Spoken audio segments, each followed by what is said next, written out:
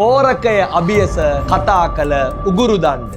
මේ සිද්ධිය ලංකාවේ රත්නපුර ප්‍රදේශයේ සිද්ධ වෙච්ච සත්‍යම සිදුවීම. අපි මේ සිද්ධියට පාදක වෙලා ඉන්න තරුණයෝ දෙන්න අපි සලකමු විල්බර්ට් සහ ජොනතන් කියලා. මේ විල්බර්ට් සහ ජොනතන් කියන දෙන්න ගමේ ඉඳපු හොඳම යාළුවෝ දෙන්නේ. පොඩි කාලේ ඉඳන් හොඳම යාළුවෝ. හැබැයි අවාසනාවකට වගේ මේ දෙන්න කාන්තාවක් නිසා දෙන්න දැඩි ලෙස විරසක වෙනවා. ඒ විරසකභාවයේ කොච්චර වැඩි වුණාද කිව්වොත් එක දිනක් මේ දෙන්න අසල කඩේ සවස් භාගේ දාන් ඇද ඇද ඉන්නවා. එක සැරේට මේ ප්‍රශ්නේ උද්ගත වුණ ගමන්ම මේ දෙන්න අතර ලොකු විරසකයක් ඇති වෙනවා. විරසකය කොහොමද අවසන් වෙන්නේ? මේ විල්බර්ට් කියන තරුණයා තමන් ගාව තිබිච්ච ඒ දාම් බෝඩ් එක උස්සලා ජොනතන්ගේ ඔළුවට ගහනවා. ඔබ වැඩි දඟලන්න එපා. ඔබ බලාගනින් මම ඔබට කරන දේ කියලා මෙයාට තර්ජනය කරනවා. කොහොම හරි මේ දෙන්න ඒ කාලේ හැමදාම කරන දෙයක් තමයි සවස් භාගේ ඒ ගම ආසන්නයේ තිබිච්ච වැවක් ගාවට ගිහිල්ලා වැව් කණ්ඩිය උඩ ඉඳගෙන මාළු බාන. හැබැයි එදත් මේ දෙන්න මාළු බාන්න ගියා. හැබැයි මේ දෙන්න එකට නෙවෙයි. මොකද මේ දෙන්න දැන් විරසක. ඒ නිසා දෙන්න දෙපැත්තට වෙලා මාළු බාන්න ගත්තා. කොහොම හරි මෙහෙම මාළු බානකොට එක සැරේටම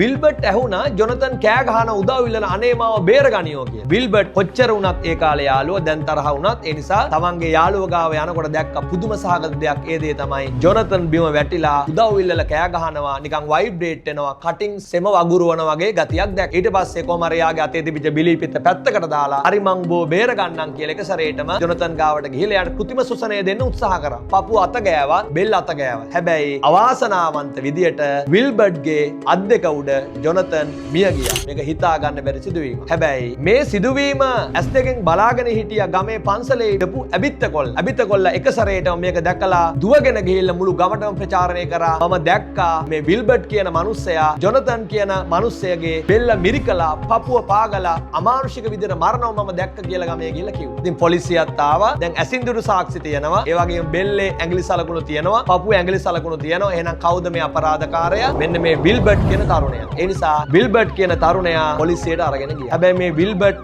දිවුර කිව්වේ මම මගේ යාළුවත් එක්ක තරහ වුණා තමයි. මගේ යාළුවට මං ඊට කලින් දවසේ දාම් බෝඩෙන් ඔළුවට ගැහුවා තමයි. නමුත් කවදාවත් මගේ යාළුව මරන්න තරම් මට චේතනාවක් තිබුණේ නැහැ. මේ අපරාධය මං කරේ නැහැ. මාව බේරගන්න මං නිර්දෝෂී කියලා මේ මිනිස්සේ කෑ ගහන්න ගත්තා. ඉතින් පොලිසිය කිව්වා තමුසේ අපරාධය කරනවා ඇසින්දුරු සාක්ෂි තියෙනවා. බෙල්ල ඇඟිලි සලකුණු සමානයි. පපුවේ ඇඟිලි සලකුණු තියෙනවා. තමුසේ නැත්තම් වෙන කවුද මේ අපරාධය කරේ කියලා පොලිසිය කියන්න ගත්තා. කොහොම හරි මේ මිනිස්සයා නැවත සපත කරා මං මේ අපරාධය කරේ නෑ. මං නිර්දෝෂී. මං අහිංසක පුද්ගලයෙක් කියලා කෑ ගහන්න ගත්තා. කොහොම හරි පශ්චාත් මරණ පරීක්ෂණය නිකමට වගේ කරලා බැලුවා. මේ පශ්චාත් මරණ පරීක්ෂණය කරපු අධිකරණ වෛද්‍යවරයාට හිතා ගන්න බැරි සිදුවීමක් එයා දැක්ක. එයා වික්ෂිප්තයටපත් වුණා. ඒ දේ තමයි ඒ අදාළ ජොනතන් කියන අහිංසක තරුණයාගේ උගුරු දණ්ඩේ කාවයියේ කිර වෙලා. ඒ කියන්නේ හුස්ම ගන්න බටේ ශ්වාසනාලේ මේ කාවයියා කියන